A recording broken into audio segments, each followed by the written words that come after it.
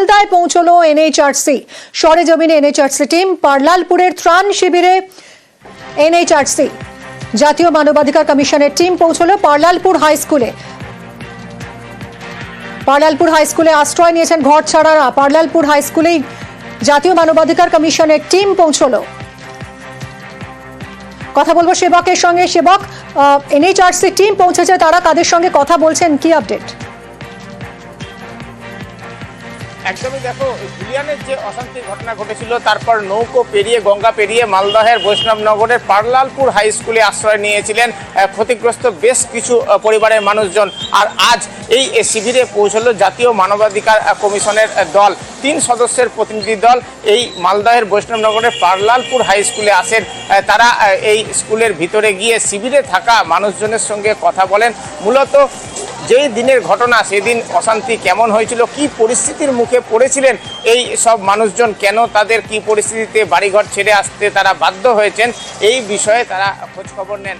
একই সঙ্গে এই যে শিবির, এই শিবিরে তারা এই মুহূর্তে কতজন রয়েছেন, তারা খাবার, তারা চিকিৎসা, পানীয় জল, এই ধরনের যে একদম জরুরি পরিষেবাগুলি সেগুলি সব ঠিকঠাক তারা পাচ্ছেন কিনা, এই মুহূর্তে তাদের চাহিদা কি, ঘরে ফেরার ক্ষেত্রে তাদের কি ধরনের সমস্যা রয়েছে, এই সব বিষয়গুলি তারা কথাবার্তা বলেন।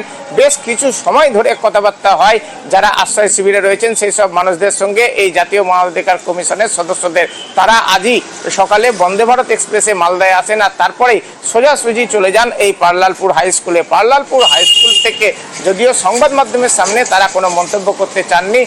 এই প্রতিনিধি দল তারা দিল্লিতে ফেরত যাবে। দিল্লিতে ফেরত গিয়ে মানবাধিকার কমিশনের উপযুক্ত কর্তৃপক্ষের কাছে তারা রিপোর্ট পেশ করবেন মালদার ঘটনা সম্পর্কে। যে তথ্য আজকে তারা পেলেন, যে তথ্য আশ্রয় শিবিরে থাকা মানুষজন জানালেন, সেই সব সম্পর্কে তথ্য দেওয়া হবে, সেই সব সম্পর্কে রিপোর্ট দেওয়া হবে, এমনটাই এই কমিশনের সদস্যদের সূত্রে জানা গিয়েছে। ধন্যবাদ সেবক। একদিকে যখন মালদায় পৌঁছে গেছে জাতীয় মানবাধিকার কমিশনের 3 সদস্যের টিম, তখন মুর্শিদাবাদে জাতীয় মহিলা কমিশন। অশান্তি সরেজমিনে মহিলা কমিশন। বহরমপুর সার্কিট হাউসে এনসিডব্লিউ সদস্যরা রয়েছেন। প্রণবের থেকে আরো ডিটেল জানবো। প্রণব, দেখো, জাতীয় মহিলা কমিশনের 20 সদস্যের একটি দল কিন্তু বহরমপুরের সার্কিট হাউসে ইতিমধ্যে রয়েছেন। কিছুক্ষণের মধ্যেই তারা বেরিয়ে যাবেন মালদার উদ্দেশ্যে। প্রথমে তারা যাবেন বৈষ্ণবনগর থানায়, দিয়ে তারপর থানা থেকে যাবেন পার্লালপুর হাই স্কুলে, যেখানে তোমার শামসেরগঞ্জের নির্যাতিত পরিবাররা আশ্রয় নিয়েছেন। সেই সমস্ত পরিবারের মহিলাদের সঙ্গে কথা বলবেন এবং জাতীয় মহিলা কমিশনের যিনি সদস্য রয়েছেন, চেয়ারম্যান সহ সদস্য অর্চনা মজুমদার, তিনি জানিয়েছেন মহিলারা যেখানেই নির্যাতিত হন তাদের কাছে আমরা পৌঁছে যাই এবং নিজে চোখে দেখার জন্য জাতীয় মহিলা কমিশনের যিনি চেয়ারম্যান রয়েছেন তিনিও সঙ্গে এসেছেন। এবং তারপরে কিন্তু আগামীকাল তারা শামসেরগঞ্জে যাবেন এবং যেসব জায়গাতে ঘটনা ঘটেছে আর কিন্তু সেই সমস্ত জায়গাগুলো তারা খতিয়ে দেখবেন, তারপরে তারা ফিরে যাবে। ধন্যবাদ প্রণব।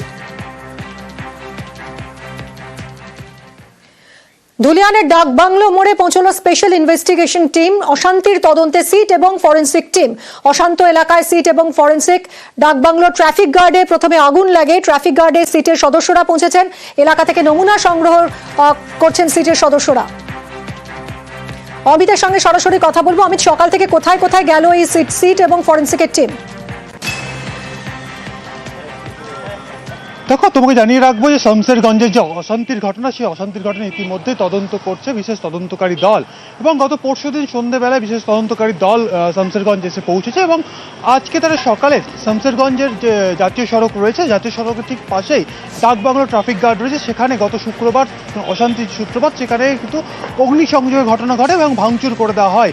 সেখানে তারা পৌঁছে যান এবং সেখানে তারা তদন্ত করে এবং ফরেন্সিক বিশেষজ্ঞ সেই ডাকবাংলো মোড়ের যে ট্রাফিক গার্ড রয়েছে সেখান থেকে তারা নমুনা সংগ্রহ করেছে। শুধু তাই নয়, ডাকবাংলো ট্রাফিক গার্ডের ঠিক নিচের পোর্শনে বা নিচের অংশে পুলিশ বারাক রয়েছে, সেই পুলিশ বারাকের ভেতরেও ভাঙচুর চালিয়ে আগুন ধরিয়ে দেওয়া হয়েছিল।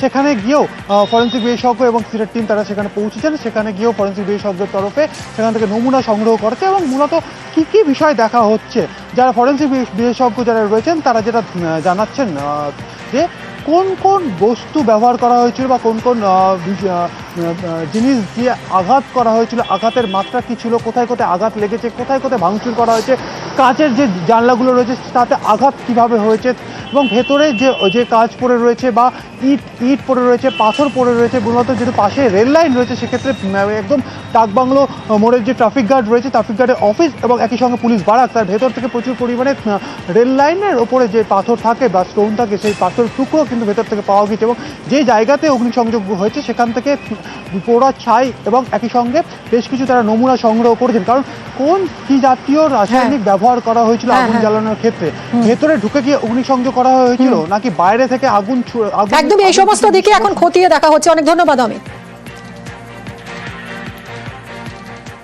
অশান্তির আগুনে পুড়ে ছাই ক্যাফে, ধুলিয়ানের ডাকবাংলো মোড়ে ভস্মীভূত ক্যাফের সব আসবাবপত্র ভাঙচুর, ভেঙে দেওয়া হয়েছে গাড়িও।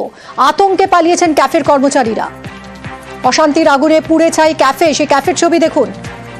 আতঙ্কে ক্যাফের কর্মচারীরা সবাই পালিয়ে গেছেন, একেবারে ভস্মীভূত ক্যাফে।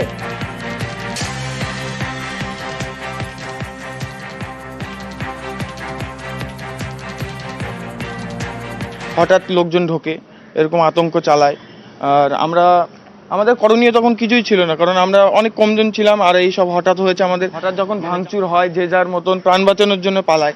এখন বেশিরভাগ এলাকারই লোক ছিল বা আশেপাশের লোকজন ছিল, তো তারা যখন আসে আমরা দেখেছি। হ্যাঁ, আমরা উপরে ছিলাম যখন এই ঘটনাটা ঘটেছে, তখন আমাদের থানার পুলিশ হোক যেখানে হোক আমরা ফোন করার অনেক চেষ্টা করেছি বা ফোন করেছি, অনেকবার ফোন করেছি। প্রশাসন থেকে কোনো সাহায্য পাইনি।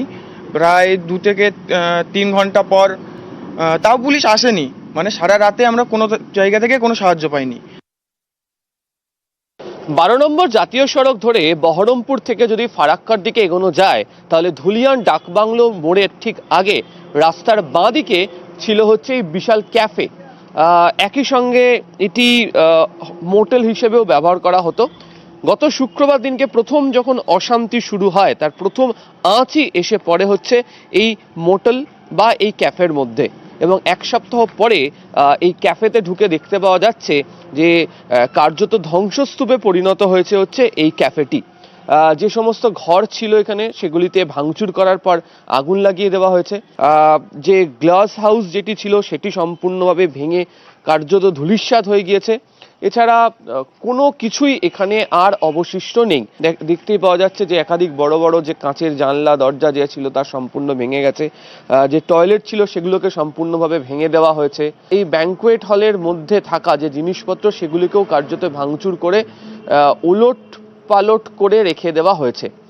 যেদিনকে শুক্রবার এই ঘটনাটি ঘটে সেদিনকে এখানে একটি অনুষ্ঠানও চলছিল, সেই অনুষ্ঠানও কার্যত বন্ধ হয়ে যায়। কবে এই ধ্বংসস্তূপকে সরিয়ে কাজ করতে পারা যাবে তা নিয়ে সংশয়। এই গোটা ক্যাফের চেহারা দেখলেই বুঝতে পারা যাবে যে ধুলিয়ানে যে অশান্তি শুরু হয়েছিল তার প্রকৃতি বা তার প্রকার কেমন ছিল। ফলে স্বাভাবিকভাবেই এখনো পর্যন্ত আতঙ্ক যেখানকার মানুষদের মধ্যে রয়েছে, এই ছবি সেই কথা বলছে। ক্যামেরা অসিত দাসের সাথে আবির ঘোষাল, নিউজ 18 বাংলা।